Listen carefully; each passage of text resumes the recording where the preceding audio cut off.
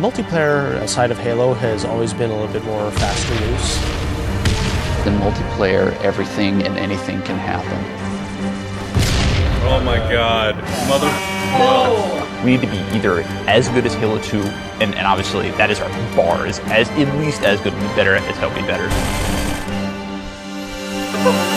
Enjoy your walk back to the beach. While you're working on the project, the bar is sort of a moving target. It can be intimidating for sure. Typically my morning starts with me weeping at my desk for about 30 minutes, and then I get to work. We've really gotten hardcore about instituting afternoon playtests. Okay, it's territories, 15-second respawn time. And it's become fundamental in how we're working on the game. Oh, Froman! Oh, you're so close! From day one, people have been in there playing it, which really refines the gameplay. It was horrible there. Oh, who broke territories? I think Halo 2 multiplayer has been played like 4 billion times. Competing against yourself is stressful. Coming up with these scenarios that people play over and over again. Now, how can we rethink that and create something that's new and interesting? We started getting more into these asymmetrical maps, where it's offense versus defense, where that's a choke point that you want to hold. And I think High Ground is an example of that.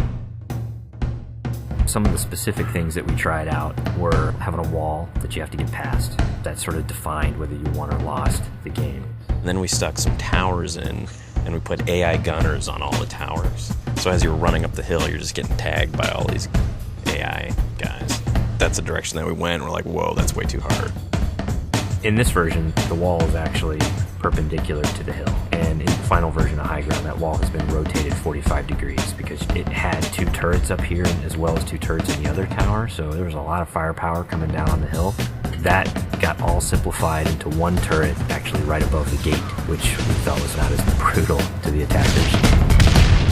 It's pretty obvious to us when we start working on these maps that they have to be fun for the 100th and the 200th and the 1000th time. You weren't figuring out the switches in the doors? Yeah, the glows are like you want to walk up and fight. Watching people run through your map challenges a lot of the assumptions you made about it. Like, oh, I think people will use this hill for sniping them, and then no one uses it.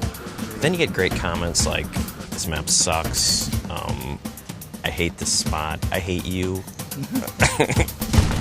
A lot of the time that we spend on these levels are in the details, making sure that the run to a weapon is equal for different areas, getting the distances right for flag captures. Because we make such an effort to place titled objects in a level, like the waterfall, the bridge, the porta potty, people can say the flag is down by the porta potty. That immediately helps with that social aspect. Don't tell them about the porta potty. One of the things that we talked about in pre-production was player movement, and that's where the man cannon came from. There's different ways to move the player around the map. In Halo 1 and Halo 2, we had these teleporters. Although it was a great way to get around quickly, it didn't provide as much inherent danger as the man cannon does. There's almost nothing more rewarding than sniping a guy out of the air as he's man cannoning across the map.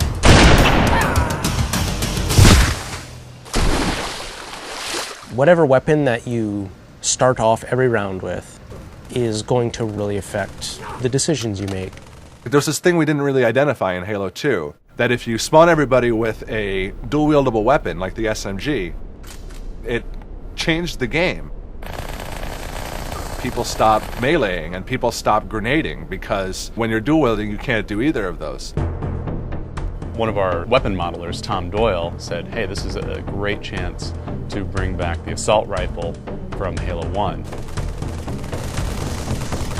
The assault rifle's design language really works well with the Master Chief. It has such a unique kind of silhouette and look to it that we really didn't want to change with what is already a Halo canon. But in terms of design and gameplay, it's been adjusted pretty considerably. The weapon has a kind of a shallow clip, so it came down to how best do I use my melee attack, or how best do I use my grenades in order to tip that fight a little bit over in my favor. The assault rifle works really well with the golden three things of Halo, which are weapons, grenades, and melee.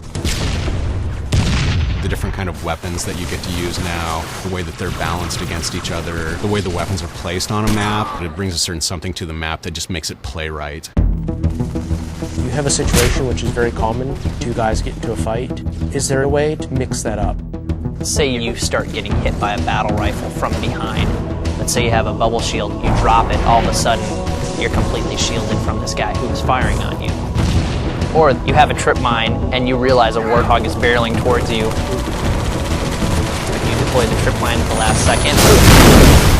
And yes, you die, but you take out those damn bastards that just ran you over.